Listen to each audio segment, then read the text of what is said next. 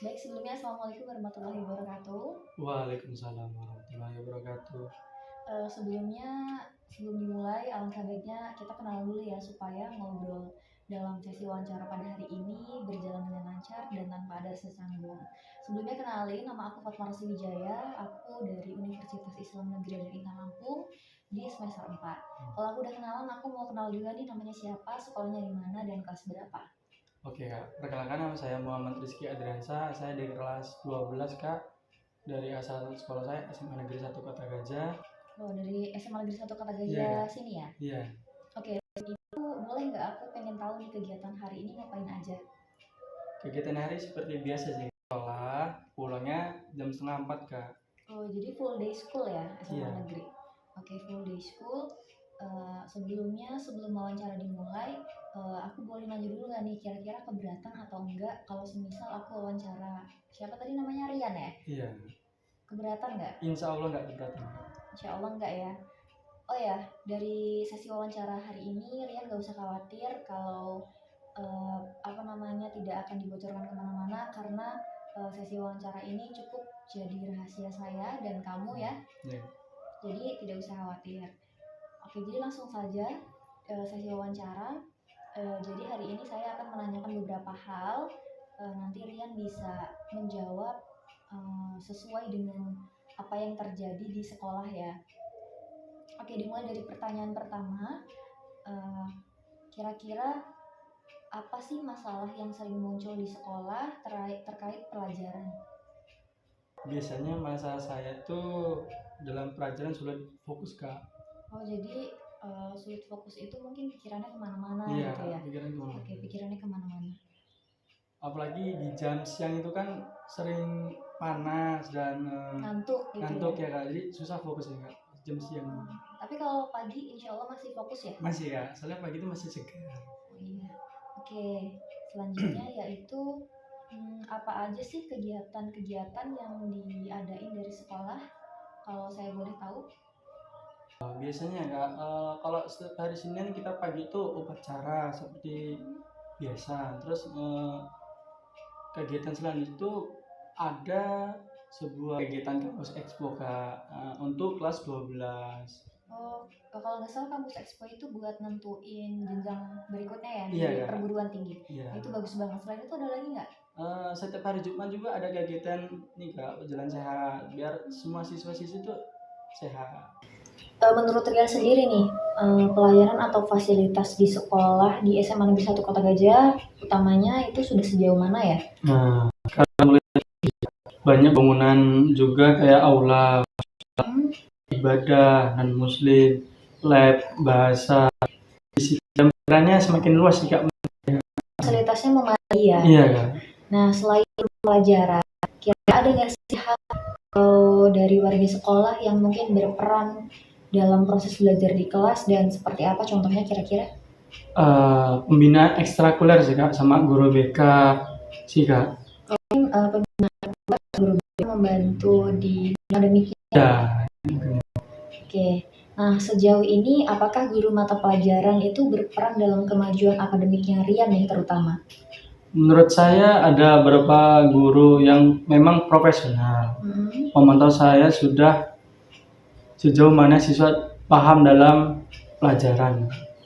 Tapi mungkin ada beberapa juga ya yang kurang profesional gitu. Iya. Karena tadi Rian menyebutkan bahwa beberapa guru saja. Berarti tetap ada beberapa oknum atau guru yang memang kurang dalam memantau perkembangan kemajuan siswa dalam pelajaran gitu ya khususnya. Iya. Nah, kira-kira guru mata pelajaran ini menyampaikan pelajarannya itu dengan mudah dan dapat diterima nggak? Kalau menurut saya itu kadang bisa mudah dimengerti, tapi kadang susah sih Kak. Terutama pelajaran matematika dan bahasa Inggris Kak. Saya kurang mengerti, soalnya kalau matematika itu rumusnya sangat sulit sih Kak untuk dipahami. Bahasa Inggris juga kayak gitu kali ya, karena memang kebanyakan anak-anak itu agak benci gitu sama mata pelajaran matematika dan bahasa Inggris. Karena saya juga dulu pernah SMA dan saya juga merasakan seperti itu ya. Nah, kira-kira masalah tiap anak itu kan masih beda-beda ya. Ada yang memang daya tangkap yang daya tangkapnya ini. Nah untuk Rian sendiri nih, saya pengen tahu tinggi rendah.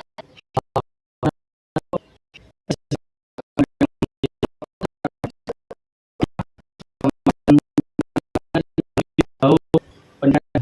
Uh, dari metode gurunya mungkin jelasinnya Iya, seperti itu. kadang nggak dikasih kisi-kisi biar supaya mudah dimengerti kak. Oh gitu. Nah kalau untuk mata pelajaran yang nilainya rendah nih, mata pelajaran apa? Matematika bahasa Inggris kak. Oh yang tadi disebutin Iya. ya, matematika sama bahasa Inggris. Karena mungkin selain dari mata pelajaran yang susah, dari sistem gurunya mengajar itu seperti apa kalau matematika dan bahasa Inggris? Terkadang tuh guru tuh gimana ya kak, mudah dipahami sama beberapa siswa tapi nggak semuanya iya nggak ya? semuanya juga, jamnya sangat ini nggak sangat ngantuk jam-jam terakhir gitu kak.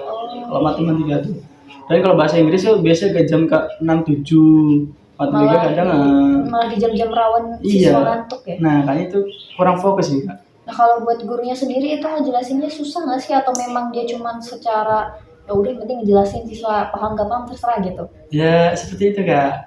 Kayak gitu ya. Nah untuk di bidang ekstrakurikuler sendiri nih, bagaimana perkembangannya? Nah, kalau boleh tahu Rian ikut ekstrakurikuler apa? English Club kak. Oh English Club ya. Kira-kira di ekstrakurikuler English Club ini mengganggu nggak sih pelajaran atau proses belajar di kelas? Nggak mengganggu sih kak. Saya ingin lebih mendalami bahasa Inggris kak. Saya kurang ngerti bahasa Inggris soalnya kak. Kalau tadi mungkin ngomongnya bahasa Inggris itu kurang ya. Iya. Makanya Rian cara menanggulanginya dengan mengikuti ekstrakurikuler English Club. Iya. Itu berarti salah satu contoh penanganan atau pencegahan yang baik menurut saya ya. Nah, oke, selain itu dibandingkan di kelas sebelumnya, apakah ada kemajuan? Rian kan sekarang ke-12. Yeah. Nah di kelas 11 atau kelas 10 mungkin ada kemajuan nggak mungkin dinilai kira-kira ada kemajuan nggak? Alhamdulillah ada sih kak, walaupun sedikit demi sedikit gitu. Walaupun sedikit, tapi jauh di atas rata-rata nggak kira-kira? Alhamdulillah rata-rata. Berarti masih masuk ya? Iya.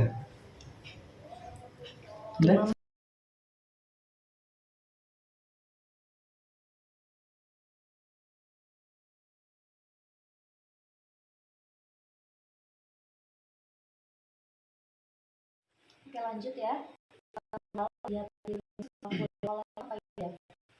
Sekolah ya. Biasanya saya kasih makan sapi. Saya ada di rumah tuh ada peliharaan sapi 3. Terus habis kasih makan sapi saya rumput kak untuk buat sapi. Iya. Kira-kira kalau rumput itu biasa 1 jam sih kak. Habis jam 6 tuh udah pulang. Setelah itu ngapain aja? Nah habis itu kan saya mandi kak, bersih-bersih badan, terus ibadah, sholat kak. Setelah itu? Habis itu ngaji ya. Kan saya ingin memperdalam agama kak gitu. Terus? Habis itu jam sekitaran habis ngaji terus sholat isya. Sholat isya. Ya. Setelah itu ada lagi nggak kegiatan? Ada lagi ya. Habis itu kadang ibuku pulang dari muat kak di ladang. Oh, muat apa kalau boleh tahu? Muat semangka kak. Jadi ngebantuin iya. ngapain itu? Bantuin bongkar kak, bongkar semangka, nurin semangka. Nurunin ya. Iya. Kalau boleh tahu waktu belajar di rumah ini kan tadi Rian udah cerita ya, dari pulang sekolah, setelah itu kasih makan sapi, terus cari rumput, setelah itu ngelakuin kegiatan seperti biasanya, setelah itu ngebantu orang tua lagi. Nah waktu belajarnya kira-kira itu masih ada nggak waktunya? Waktu tergantung sih kak, tergantung ibuku pulang. Biasanya tuh jam 12 saya belajar kak, 12 malam. Jam 12 malam iya. Belajar, terus paginya itu harus bangun jam berapa kalau sekolah? Jam 5 kak. Jadi waktu tidurnya sebentar banget ya? Iya. Mungkin itu jadi salah satu alasan kenapa tadi Rian sempat ngantuk ya kalau belajar di kelas segala macem. Iya, benar. Kalau bisa setelah ini mungkin waktu belajarnya itu disempetin di setelah sholat isya, setelah ngaji, atau memang emang orang tua datangnya setiap jam 8 atau memang nggak tentu kan? Iya, nggak tentu sih Kak. Nah kalau saran dari saya lebih baik ketika memang orang tuanya datang lebih larut malam segala macem, belajarnya bisa didahulukan terlebih dahulu supaya nanti kalau memang ngebantu orang tua sebisanya setelah itu bisa langsung istirahat lagi. Karena kalau semisal jam tidur kita itu kurang, apalagi kurang dari 7 jam atau 8 jam gitu ya, saya lupa, itu nggak baik buat kesehatan. Nanti Rian bisa gampang sakit, terus juga belajar di sekolahnya nggak intensif segala macem. Jadi mungkin itu kebiasaan yang kurang bisa dilakukan ya. Baik Kak. Nah kalau boleh tahu, boleh nggak sih saya tahu nilai-nilai Rian di semester ini mungkin? Dari kita urutin dulu aja nih, dari nilai matematika mungkin. Kalau matematika itu 75 Kak. KKM. Oh, KKM-nya 70 ya? Iya. Oh, makanya tadi Rian bilang kalau nilai matematikanya itu sedikit naik ya di atas KKM itu dari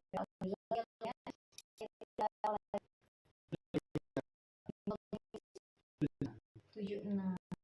Terus matematik agama Pendidikan agama 90 Kak. 90 bagus ya. Setelah itu ada apa lagi?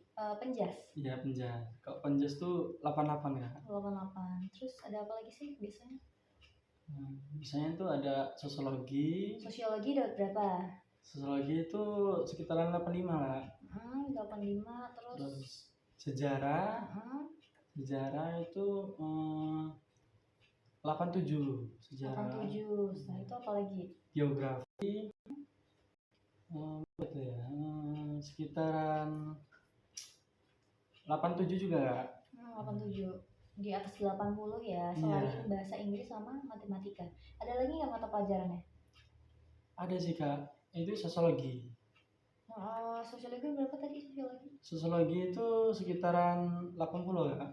Ya, tapi itu udah masuk di atas 8 lah ya, pas malahan.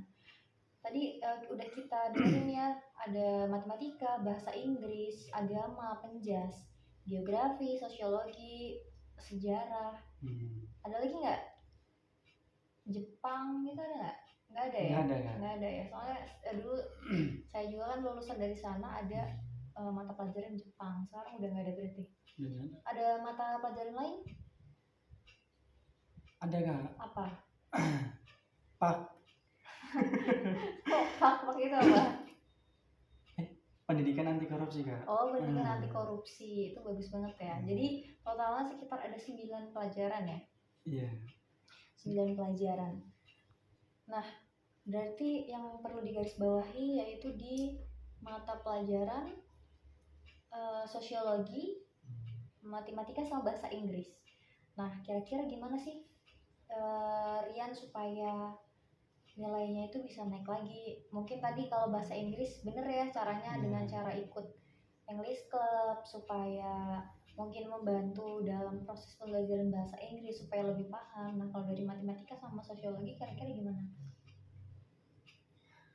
Mungkin belajarnya kurang semangat ya. Kurang semangat Kak, soalnya matematika berhitung-hitungan ya. Iya, bikin males. Tahu sendiri Kak, kalau laki-laki tuh gampang males ngitung-ngitung. Nah kalau boleh tahu nih, jenjang berikutnya Rian udah kelas 12, otomatis harus punya planning ke depannya harus seperti apa, mau apa dan bagaimana gitu kan. Nah yang pengen saya tahu itu kira-kira setelah lulus dari SMA, kira-kira jenjang yang mau Rian ampuh itu di jenjang perguruan tinggi atau bekerja?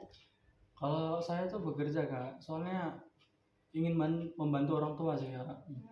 Bekerja ya, kalau boleh tahu bekerja di bagian apa? Saya besok mau daftar kursus dulu Kak, kursus di tambang. Kursus pertambangan ya? Iya. Itu kira-kira berapa lama? Kira-kira butuh waktu 9 bulan Kak. 9 bulan, iya. Tapi setelah itu bisa langsung kerja ya? Iya Kak. Itu bagus banget sih.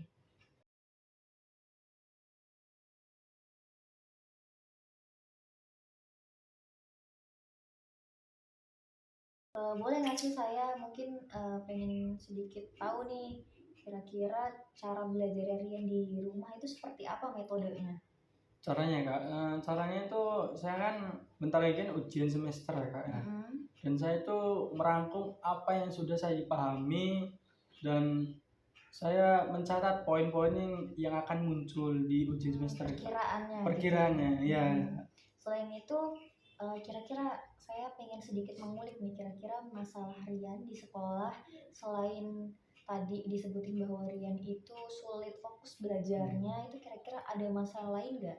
Ada Kak, kan saya kan jam tidur kan kurang teratur Kak. Kadang benar. saya sering telat sekolah. Ketika saya tuh pernah saya masuk sekolah tuh jam 7.15 Kak. Waktu udah mau ditutup gerbang. Iya, dan itu saya dimarahi Pak Mbak. Tapi masih boleh masuk ya? Boleh Kak. Tapi mungkin kena hukuman. Iya, kena poin, hukuman Kak. Hukumannya itu membersihkan WC Kak. Gitu. Setelah itu ada lagi nggak? Saya tuh anaknya pendiam Kak di sekolah. Terus nggak punya banyak teman Kak kalau di sekolah. Apalagi kalau di kelas tuh saya anaknya penyendiri Kak. Terus ada nggak masalah lain tuh, kan Brian mungkin orangnya introvert, susah bersosialisasi mungkin ya sama teman-temannya. Nah mungkin ada gitu perlakuan dari teman-temannya yang mungkin bullying gitu, pernah nggak? Kalau sejauh ini pernah sih ya, itu ada masalah. Itu salah saya juga lanjut aja. Itu salah itu salah saya juga sih Kak. Soalnya saya pas ketika ada masalah itu kan saya lagi di kantin Kak. Saya lagi ngobrol-ngobrol. Padahal saya ingin bercanda sama kawan Kak. Kan saya kan orangnya introvert. Ketika ngerasa ada teman yang mungkin deket, jadi pengen bercanda, pengen cerita. Tapi nggak tahu Kak, kalau teman saya juga nih gimana ya, sensitif Kak, aku bawa bercandanya, terus dia tuh nggak terima Kak, gitu. Baper gitu. Iya. Bercandanya seperti apa itu? Bercandanya seperti ya ngomong kata-kata bahas-bahas suku Kak gitu. Terus yang terjadi di diri kamu gimana? Ya, dan itu saya anggap itu bercanda kan Kak. Pulang sekolah tuh saya dijemput Kak. Dijemput sama teman saya itu. Kukira tuh ada masalah apa. Dan saya tuh diajak ke sebuah tempat Kak gitu. Dan saya tuh dikasih ini Kak, pelajaran. Ya, seperti itu Kak. Jadi apa ini tuh kalau boleh tahu? Ya seperti umum ya Kak, ya dibukul, terus dimarah-marahin. Tapi itu dikeroyok? Iya Kak, waktu itu saya cuma bercanda Kak, cuman ya gimana Kak, kan saya orangnya introvert, ketika ada teman tuh pengennya bercanda gitu Kak. Nah itu kira-kira berapa orang tuh yang ngeroyok Rian? Sekitar 10 orang sih Kak. 10 orang lawan 1 orang ya? Iya Kak. Terus itu kondisi kamu kayak gimana itu? Ya kondisi saya tuh pertama itu baik-baik saja Kak, terus keadaan semakin memanas gara-gara ada yang provokator gitu Kak. Terus ya akhirnya saya digebukin Kak. Terus ya gimana, luka-luka atau? Ya lumayan sih Kak, luka-luka di paha, terus di pipi Kak. Kan karena ada provokator itu yang memanas-manasin Kak gitu. Gitu ya. Tapi masalahnya terselesaikan nggak di sekolah? Alhamdulillah terselesaikan Kak. Gimana tuh cara penyelesaiannya di sekolah? Penyelesaian sekolah itu ya dengan dibimbing oleh guru BK Kak, apa ya namanya? Mungkin didatangkan ya orang-orangnya. Iya, saling menjelaskan permasalahannya apa segala macam ya. Tapi kan itu merugikan ya. Apalagi kamu sampai dipukulin 10 orang, itu jatuhnya sudah perundungan gitu loh. Bukan secara bully yang secara omongan aja gitu, tapi sudah ke perundungan. Nah itu apa namanya, sangat gak baik banget, apalagi kalian masih anak sekolah segala macam. Nah bener banget nih penanggulangan yang Rian ambil, yaitu dengan cara melapor ke guru BK, karena memang fungsinya guru BK itu kan ya, selain kalau mungkin kalian tuh mikirnya guru BK itu keamanan sekolah ya, padahal guru BK itu kan yang peduli tentang akademik kalian, non akademik kalian, tentang gimana masa depan kalian dan permasalahan yang kalian alamin gitu kan. Dan itu ya salah satu penanggulangan yang baik banget, kamu lapor ke guru BK dan guru BK menyelesaikan. Tapi dari yang sudah diselesaikan oleh guru BK, kira-kira ada konsekuensinya nggak? Mungkin dapat poin atau segala macam? Ada Kak, itu kita sama-sama dapat poin Kak. Poinnya itu sekitar 50% Kak. 50%. Tapi untung nggak dikeluarin ya. Enggak Kak. Alhamdulillahnya kayak gitu. Karena memang apa namanya, kejadian atau peristiwa perundungan ini udah banyak banget loh di Indonesia kalau Iya. pengen tahu. Makanya ketika hal-hal kayak gini terjadi di orang-orang terdekat kita, otomatis kita mungkin saya menempatkan diri sebagai keluarga itu ngerasa sedih gitu kan. Makanya kalau bisa Ria nih apa namanya, walaupun introvert segala macam, tetap bersosialisasi sama teman-temannya dan mungkin bisa mengontrol perkataannya ya, menyaring perkataannya sebelum apa namanya diutarakan, karena nggak semua orang itu bisa nerima apapun yang kita utarakan gitu dengan mungkin bercanda dan diterima dengan bercandaan juga, karena bisa aja kita ngutarain dengan bercandaan dan dia nerimanya dengan serius gitu. Nah itu artinya kita harus bisa mengontrol diri kita, gimana caranya supaya nggak asal ngomong ya.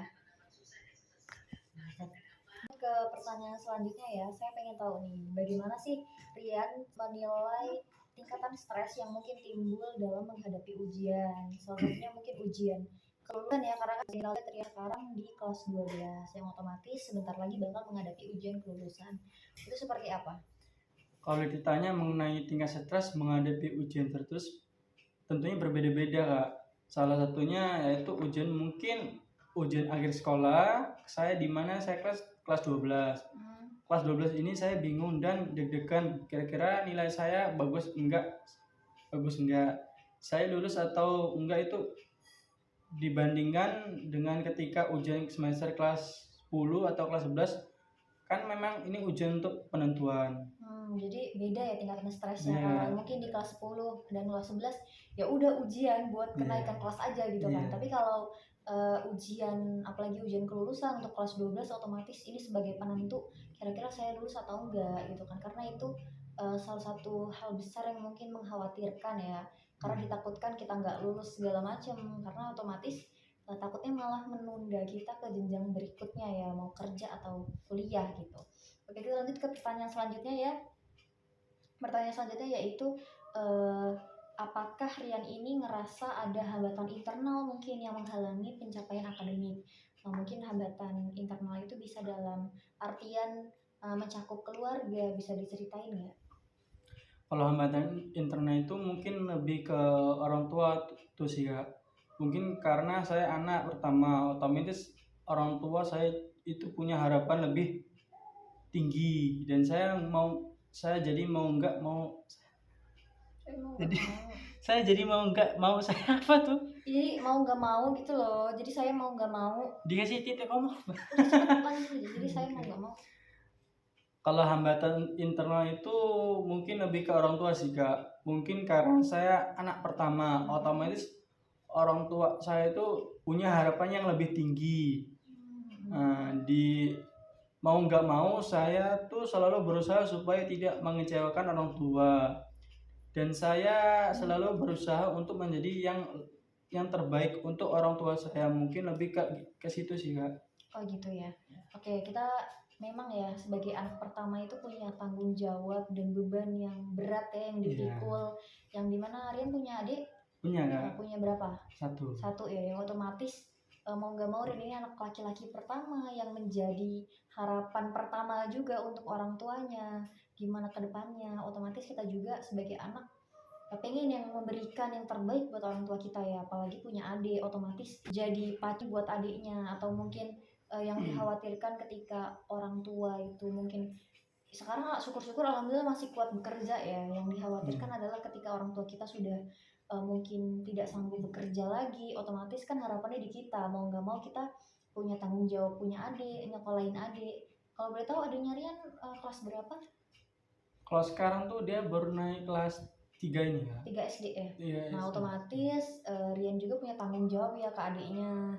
Nanti ketika dia SMP, ketika dia SMA dan kuliah, dan mungkin kita nggak pernah tahu kondisi orang tua kita seperti apa. Maka dari itu persiapan Rian sebagai anak pertama dan tanggung jawab pertama di keluarga untuk memberikan yang terbaik untuk keluarganya. Oke, kita lanjut ya Rian. Di pertanyaan selanjutnya yaitu gimana sih Rian ini menilai tingkat kepuasan terhadap pencapaian akademik yang dilaluin sekarang ini? Kalau saya menilai kepuasan dalam pencapaian akademik saya itu tentu aja dari nilai akademik saya, Kak. Apakah nilai saya tinggi atau enggak? Kemudian dari cara belajar saya ketika saya sudah melakukan hal yang memang menurut saya sudah optimal. Kemudian nilainya itu kurang memuaskan, maka saya mungkin kurang puas gitu. Oh gitu. Jadi mungkin tingkat kepuasan itu terletak di nilai ya. Iya. Ketika kita udah berusaha belajar mati-matian, begadang, kemudian tadi Rian di tengah-tengah kesibukannya cari rumput, membantu orang tua, kemudian masih menyempatkan untuk belajar, kemudian ketika nilainya keluar itu tidak memuaskan, maka mungkin itu menjadi tingkat ketidakpuasan di diri sendiri ya. Iya. Ngerasa kayak saya udah maksimal, udah optimal, tapi kenapa nilai yang saya dapat ini nggak sebanding sama usaha yang saya keluarin gitu ya. Jadi mungkin kalau menurut saya apapun usahanya, kalau memang Rian ngerasa sudah maksimal nih mengeluarkan usahanya, belajar segala macam, entah bagaimanapun hasilnya, Rian harus tetap puas sama diri sendiri. Puasnya dalam artian bangga sama diri sendiri, sampai sekarang masih mau usaha lo, masih mau belajar lo di tengah-tengah mungkin anak-anak lain di usia Rian itu masih enak-enaknya main, nongkrong segala macam, bahkan Rian gak punya waktu buat nongkrong ya. Kerjaannya teralihkan buat membantu orang tua dan segala macam. Jadi mungkin walaupun hasilnya mungkin kurang memuaskan, itu berarti menjadi pelajaran Rian ke depannya, bahwa mungkin ada hal yang kurang aku belum dilakuin, mungkin ibadahnya mungkin atau segala macam, atau mungkin dalam memperlakukan orang tua ya, karena itu semua kan berkaitan ya. Kalau kita memperlakukan orang tua dengan baik, kemudian usaha kita dalam belajar itu maksimal, maka otomatis jalan kita untuk menuju kesuksesan itu gampang. Oke. Ini sebagai pertanyaan terakhir mungkin ya, saya penasaran banget nih, kira-kira cita-cita Rian ke depannya ini pengen jadi apa sih? Karena tadi mungkin Rian ngejelasin rencananya ingin di pertambangan ya.